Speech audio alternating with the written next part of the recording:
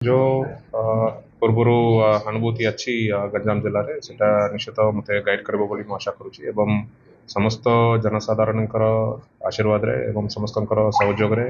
ପ୍ରଗତି ପଥେ ଗଞ୍ଜାମ ଆଗକୁ ଚାଲି ଆସିଛି ସେଇଟା ଆମେ ଆହୁରି ଆଗକୁ ନେବା ପାଇଁ ନିଶ୍ଚିତ ଭାବରେ ଆମର ପ୍ରୟାସ ଜାରି ରହିବ ଏବଂ ପ୍ରଥମ ପ୍ରାୟୋରିଟି ମୋ ପାଇଁ ମୁଁ ରଖିଛି ଯେତେକି ଜନଶୁଣାଣି ବା ଲୋକଙ୍କର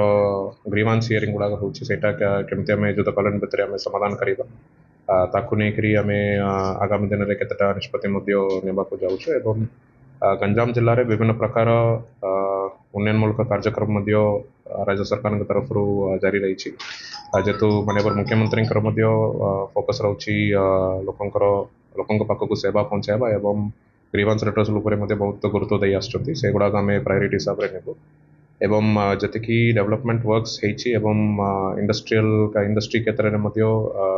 ଗୁଡ଼ାଏ ଇଣ୍ଡଷ୍ଟ୍ରିଜ୍ ଆସୁଛନ୍ତି ଏସବୁ ଆମେ ମାନ୍ୟବର ଜନପ୍ରତିନିଧି ସମସ୍ତଙ୍କର